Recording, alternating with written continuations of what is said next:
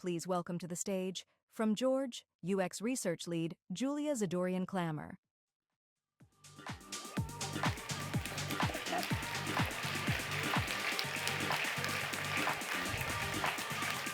Hello, everybody.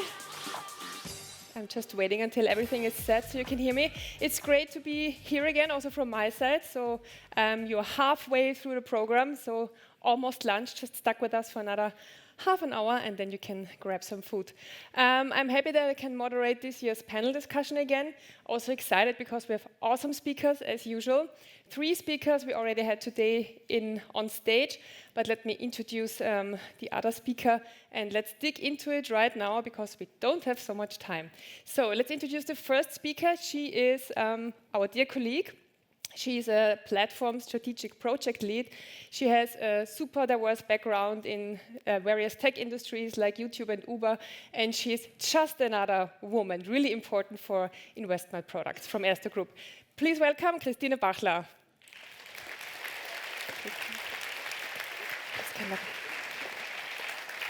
And then you just heard them a few minutes ago. Welcome back, Sara from N26. And Chris from the Nordic Fintech magazine. And last but not least, please, Mauri, also come back on stage. Let's have a seat. Mauri, you can sit here. And let's get into it. So I hope you all placed your vote. And I think we can now look at the results of the vote. Let's look at them to have a starter. Oh, right. This is a pretty clear result. So we asked you, what's the biggest challenge in getting people to invest? And obviously, more than half of you said it's the experience gap. On second place, complexity. And then the onboarding process, whatever we mean by that. Interesting experience gap. Anybody wants to reveal your personal vote? Did you also vote on this? Maybe Chris, you can start. You have your headset, yeah. Maurizio, it's a personal microphone. I voted experience gap, so I'm in the majority. Yeah, why did you? Because I think this is the main thing. There are too many options out there, and you have no idea what to take. But look, it's interesting on one side, it's pretty obvious to me, the background. On the other side, there are other Duolingo. Language is a good example. There was a huge experience gap problem in language, and actually they sorted out for millions of people. So through an app, right? Make it accessible almost to everyone. So I think on one side is a problem. On the other side, I think is a great opportunity. I think this will be solved. It's a matter of time and probably education, but I think eventually this will be sorted out. So I'm positive on that. Yes. Any other vote on this? Did you have controversial votes? Yeah, I had actually complexity because for me, experience gap, it's very broad, right? So actually it means like, do you feel like you're not ready yet because you don't know enough? Didn't you trade enough? So I had difficulties of like, what do we define with the gap in experience? So for me, it's complexity because it is like, how do I start? And that's, I would translate it into access. So if you reduce the complexity of any investment opportunity, an app or whatever it is, to grant everyone access, it is optimizing for the first trade. And if you take out the complexity, I feel like I would be more ready. And maybe then the fear comes, oh, I'm still not experienced enough, but then I hope someone takes me by the hand. But it's more the complexity. I feel like it's complex. The language, as we heard today, is complex. I feel like complexity for me is a bit of the biggest challenge. I mean, we already saw good examples also from your presentation, Sara, on the how to serve different experience levels. Maybe you can elaborate a little bit on that also in terms of language and getting started. I mean, similar to her, I think that experience gap is quite a big, like it's an umbrella topic. I would say that contrary to languages, or maybe similarly, I don't know, but there are many angles in which you can take investments. And you can, like, if you don't follow up, well, yeah, similarly to languages then, like, if you don't do your Duolingo in finances, if you don't follow up with what you're learning and put it in practice, you are like likely to lose all what you've gained in one day. And I feel like this immediacy culture that we're in also serves to that, right? If it's not in my face, if it's not playful enough, if it's not delightful enough. And let me tell you, I mean, it's not secret that it hasn't been like that. I mean, I would argue that it's not yet like that. We have not brought it to a place where we can discuss it on a table because of its complexity. Because, yeah, I think that in this question, like, I would say onboarding is just a matter of you having patience and having your idea at hand. The rest are things that need to be navigated together. Like, if we navigate complexity, then we will for sure reduce the experience gap. But how is it then still, maybe Chris, a question for you, that so many people are so hesitant when it comes to getting started, doing the first step? What do you think is the most important factor here in this really beginning of going over this threshold of investing? I would say it's just making it accessible from the very beginning. So if we look at these questions, I think they're gateways, they're thresholds, right? So if you think something is inherently complex from the beginning, you're not ever going to try it first. If you decide to try it, and then the onboarding process or the experience in onboarding is terrible, then you're going to drop off. So you'll never be able to build the experience that you need. So I think, in my view, it would first be complexity, then onboarding, and then the experience gap. So unless we make things appealing from the very beginning, and accessible and easy to understand, then it's going to be very difficult to get people to onboard, and therefore it's going to be very difficult to get people to get experience in investing. It's appealing, I find pretty interesting, and also because, Sarah, in your talk you spoke about the rewarding aspect. In investing, we know it's a painful process to onboard and takes time. It's not like you just click and you have this investment portfolio. What can we do about this? Do you have like examples or experiences, strategies on this rewarding thingy that comes with skincare pretty fast, not with investment products? Well, I mean, I would say there are many ways in which you can get started investing. Like, you can go for a managed fund solution at first. I mean, I'm not saying there's no risk. There is risk, but you can approach it, you know, in a more cautious way. But I mean, as we've seen in our research, the way of learning that works the best is when you, like, literally fail at something. Because then you remember what you did and you kind of like navigate that, like improving in your, like not improving your approach, but like moderating your approach to something that is better for you. So yeah, I don't have the solution on how we bring this topic down. What I do think is that we need to start talking about investing everywhere we can. Like, yeah, it needs to become a topic that we're not scared of. And I think this goes with money in general. Money is not talked about enough. There was a platform, I don't remember if it was Lightyear or public.com, the name escapes me at the moment, but what they did is that in order to get people to first try it out, is that they would give them fake money. Open your account, you get $5,000 to play with. It's fake money, but at least you can try it. You can learn the ropes. You can invest without the risk. And that sort of help remove some of the barriers and the fear that people might have to get started on this, right? So I think that's a good approach to entice people, to get them closer to it and to feel more comfortable with the real thing. Basically try it out, right? Yeah. Yep. Christina, we also spoke a lot about fears also in the past in all these projects. What is your experience with these fears that customers have when investing? Yeah, so thanks for the question. I like fears. I think fears are a really great opportunity because when you think of fears, and I think we heard it today very often, they are not very new, right? Especially when we talk about investing. It's always the same fears that we hear. We also heard today always the same outcomes in research, I mean in nuances.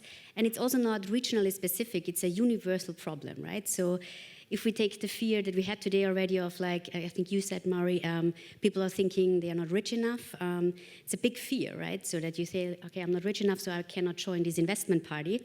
But when you build a product, I think it's important to translate a fear into a problem. And the fear behind I'm not rich enough is actually not that I'm afraid of not being rich enough. The problem is I think I don't have enough money to start investing. That's the real problem. And then it's on us, and we did it with George Invest, to start building a product where we say, how can we build a solution that actually tackles exactly that fear, nothing else. So try to keep it simple, not add another complexity layer onto that. And what we did, as just this example, we started offering fractional shares, ETFs, asset classes, right? We built a fully fledged internal trading solution that will actually allow our customers to start investing with as little as €1. So now you can say, great, but that's not wealth building, because a €1 Apple trade will not make you a wealthy person, I can promise. But it's on us to then take you digitally by the hand and actually offer you opportunities to teach you like do you set up a recurring order, make it very smooth and intuitively in the app, like build investment plans, start diversifying your portfolio, understand compound interest. So then the experience comes, right? So then I actually manage that you actually start with €1 Apple trade potentially, to set up a portfolio, to run through KYC onboarding, all the painful part, which is of course not painful at George, but we all know, right? I mean, it's not the funniest part of all time, but you're all set to go, right? And then I think then it's on us to really take you by the hand and say, okay, and now we start building your wealth with investments, because it should be part of your financial life. Mm-hmm. Sure, go on.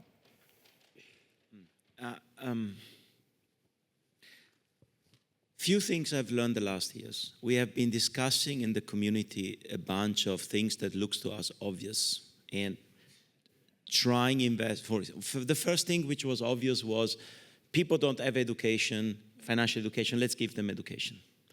My point is, internet is full of education. There is a bad part, but there is plenty of good parts. So if people out there will be interested, they will find it.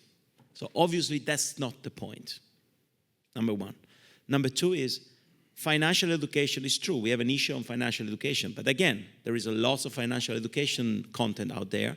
My kids are spending half of their days on YouTube. If they would be interested in financial education, instead of watching people playing video games, as they do today, they would, but obviously it's not done properly, probably the reality is they're not interested.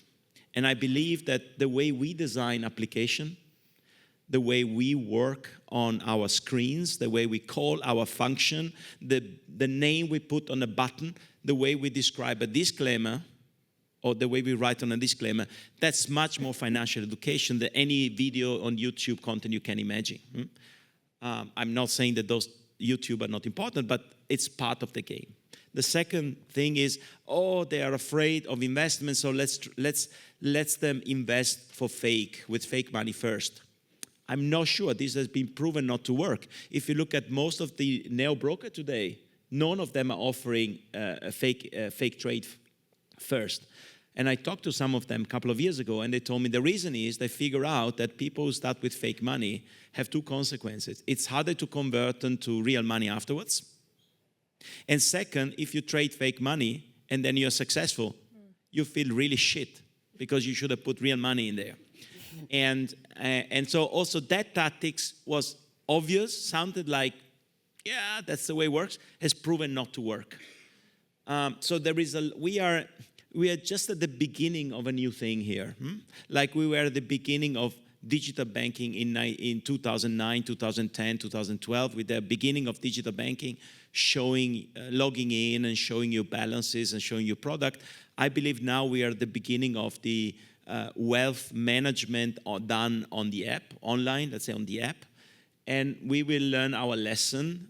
We will figure out that lots of things we believed are not true. We need new tools and new mechanism. And at the end of the day, there is one core thing. How do we,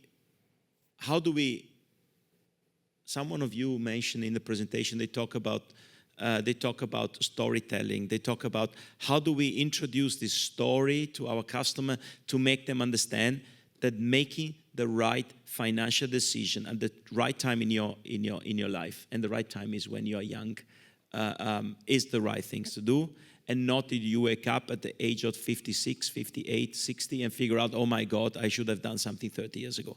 This is the big challenge we have in front of us. And I think I give you one. It's not the only one, but I think social pressure, a bit what you show in to follow someone else. Herd mentality, yes. Social pressure would be one of the strong instruments. I picture myself in a dinner. Try yourself. You picture yourself in a dinner with friends, and then you figure out you are around 40, and then you figure out that all your best friends, you know them since high school, they all have a job, you have a job, they all put money aside for their pension. And they're all proud of it and say, yeah, I bought this pension fund and it's doing okay, but anyway, it's there and I will see the result in 10 years from now. And then you didn't do it and you feel bad. and say, shit, they've done the right thing, I did not do it. And probably you go home and try to figure out how to do it. And that's the moment where either your bank or your financial service provider or someone, right, will have the product that maybe not in 3 clicks, but in proper amount of onboarding lets you to make your first trade or lets you to make your first investment. And I think this is, I would call social pressure. And I think this will go very much in an escalation way, where more people around yourself will make the right decision at the right time. You will be kind of instigated to do it. And when you do it, your friends around you will do it. And then this will go up exponentially. That's my belief. So it's only a matter of time. Yeah, I have a kind of a criticism towards the way we've operated until now. This like works in the 20-80 rule, right? 20% of our customers bring 80% of the revenue, and that the other 80 are just, left behind. I think that putting a stress on those 80% that don't invest is what we need to do and must do, given the privilege that we have right now. Why? I mean, yeah, we keep getting from all our PMs, right? We need to have these advanced features. Because why? Because we need too much. We need too much these brokerage apps that do it, like Binance and all. I'm not saying that they do it wrong. They do it perfect for those people that know what they are doing. But what is a limit order gonna give to a customer who don't know what an ETF is? What is that bringing? It's adding complexity to my product and creating resistance for a person that doesn't know what an ETF is. Because if they start a purchase and they find that they have 4 options and they don't understand even the simplest one, they're gonna go away. So the way we present advanced features to our customers is gonna determine if they wanna stay or if they wanna leave. It's like if I was reading Proust the first day I start learning French, I would just give up. So like complexity needs to be served like little by little with more cautious than that we believe. And the way we serve this complexity by the narrative, by design, by the light, I think that it was glorious that the guy from Duolingo came. It shows us that we all want to have fun while learning. We all want to laugh at an illustration, at an animation. Yes, it is money, because it is a lot of money. But how the brand talks, how the different mechanisms speak to the customer is going to be key, because in the end, we all offer the same thing. But yeah, if we wrongly go for those customers that know how to do everything, and imagine that we accomplish these many portfolio transfers and we have all these assets under management. And are we being better for the society? I think that we're failing enormously at delivering value, because we're just keeping the same people that are doing it somewhere else. It means money today, but I think it means starving tomorrow, because what about all these 80% that are just not doing it yet? But I think the question that the gentleman back there asked was very relevant about whether Duolingo is going to start teaching investment. Because if we've managed to, or in this case, if Duolingo has managed to crack the code on how people learn and how to teach people, well, there's nothing that says that we cannot learn from other industries and see if that is applicable to our industry, and how can we help, using those principles and those findings, help that 80% learn and become more acquainted and more comfortable with something that has been previously outside of their comfort zone. Yeah, I agree. But it is really about taking out and offering the door to those people who feel like they are not yet invited to invest. And that's language, it's less complexity in the app when you start. And as you said, like really get more pro features for those who are pros, but not throw them already at the people that are already confused when they start. And I think that sounds so simple, but it is really, I think, the way of how to grow and how also to differentiate, because I think everyone from us here works somehow in product, right? And the golden rule is always build simple features, build simple. And it's a bit bullshit, to be honest, because I've never heard anyone say, I want to build the most complex app on the world, right? So it's a given. So I think that the really important part is like, you have to stay simple, but you also have to be understanding of what you're able to sacrifice to keep your simplicity for everyone. And I think that's the real challenge, because then you start understanding, but this is also a really good feature, and this is really good product, and we should show this, and this is the best return. And then you're like overexcited, and again, like, poof. If then I tell this to my little niece who is 21 and just starts investing, she's like, I'm out, right? It's too much language already that I don't understand. So I think... Yeah, it actually brings us back to Chris's little show with the newspaper and not understanding what's written in the financial part of the newspaper. I was wondering if we have this newspaper as a symbol for this whole discussion where the 80% are not part of, what role does a bank, a retail, traditional bank, or a fintech play? Do they play different roles? Do we have a kind of, I don't know, responsibility there? How can we change this newspaper maybe? I think that's a really interesting question. I would say that the banks are always the strong structure in the industry that provides the trust, that provides the compliance. And I think the fintechs can bring perhaps some of these front-end capabilities to help really connect with the audience or with the customers that have traditionally not felt incorporated in these type of services. I definitely think that the future is much more collaborative and competitive between fintechs and financial institutions. Yeah. Can I say something? Maybe it's just a provocation, but we should really think if our job here is to teach investment. And I give you a metaphor to explain what I mean. Many of you have a mortgage. You bought a property, you have a mortgage.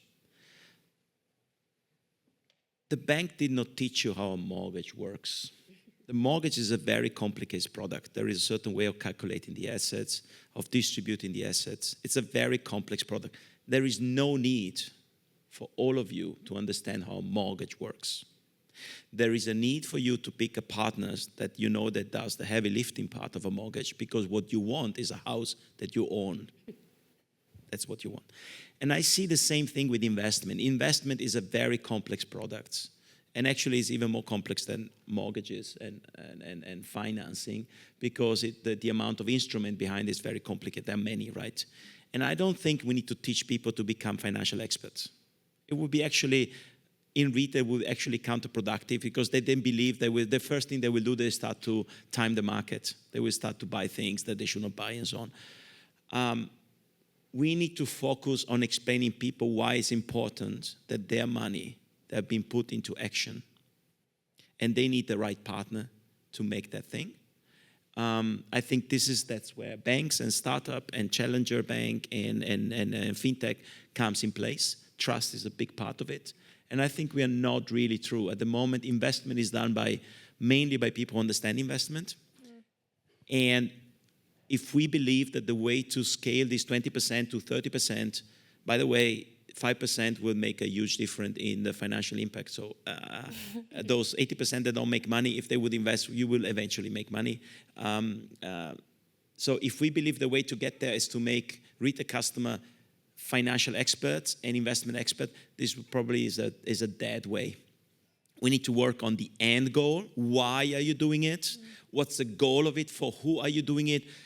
And then we need to rebuild that trust that they rather prefer, or they rather listen to a partner than to their friends or to influencer on the social media that makes them believe that they can, by buying certain product, they can make 30% interest every month.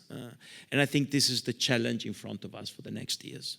I actually agree with you. You're saying. I think you talked about the jobs to be done framework, right? And this is exactly right. Is understanding what is the ultimate goal of the customer, and if that's what they want, then let's help them get there as quickly as possible without them having to learn the ropes of the entire complexity of investments that go behind it. I'm with you on that. Yeah. Very interesting thoughts. I'm so sad that we already have to close this panel discussion. Again, we could go on for hours, but I think a main takeaway is for sure that we have to maybe work more on the motivation, on the core motivation, why customers are anyhow wanting to invest, and then maybe foster their learning while they go on their journey, putting some education on the way. Maybe this is a nice analogy to put out. So thank you very much for participating in all the awesome statements. I'm sure there's more. You can approach them in the lunch break for sure. So there's nothing else to say from my part other than thank you for attending for the panel discussion as well. And now there's finally the lunch break. So grab some food and be back in time. That's the only thing I can say. Thank you.